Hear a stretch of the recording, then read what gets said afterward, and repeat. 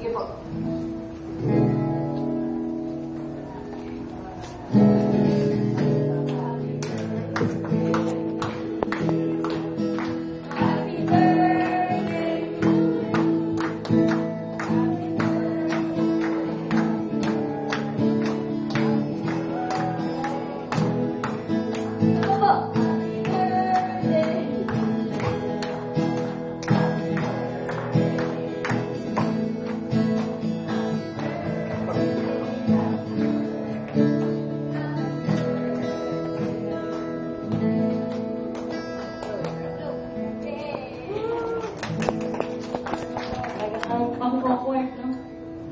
Awkward magsaya pag malungkot.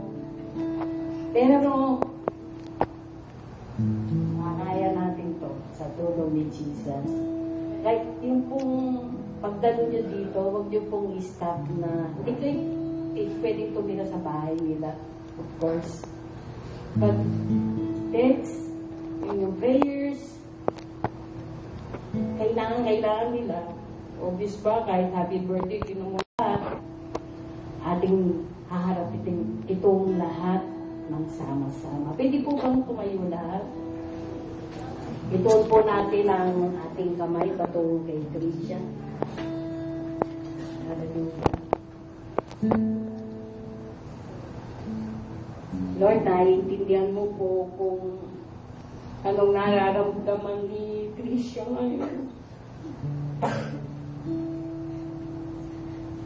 Alam mo kung gano'ng kahirap mag-celebrate nang wala ang mami.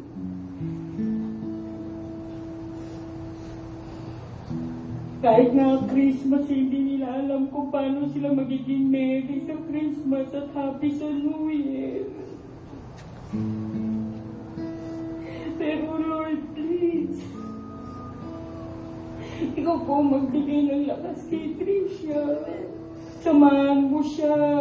Hayaan mo po ng sitwasyon na to ay maging karanasan kung paano ikaw hindi ka nag-iwan sa kanilang buong family, maging yung plano mo para sa buhay ni Tricia, Lord, sa kanyang pag-aaral, maging yung trabaho na ibibigay mo sa kanya, kay Jessie, ganun din Panginoon kay Elda, Lord, itutuloy mo yung plano mo sa sambahayan na to, Panginoon. Hindi matatapos ang buhay nila dito, Panginoon, hindi. Dahil hindi naman kay Pia yung buhay nila, nasa iyo.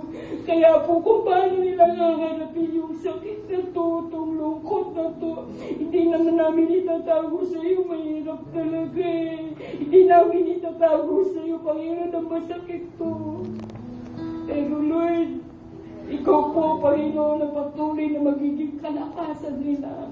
Every day, every moment, Lord God. Yung pangako mo that you will never leave them or forsake them, Lord. Mararanasan nila to. Yung blessing, Lord, i-pour out mo sa buhay ni Tricia, sa bawat isa sa kanila, Panginoon. All the blessings that they can't imagine, Lord God, na doon makikita at maayag to sa kanila. Panginoon, sa'yo po namin siya tinitiwala. Salamat po sa panibagong taon na ibinigay mo sa kanya kahit po malungkot ngayon, Lord. Alam namin, ikaw yung magiging kasayahan niya, kagalakan niya, Lord God. Sa'yo ko po siya tinitiwala, Lord. Salamat po. In Jesus' name, amen.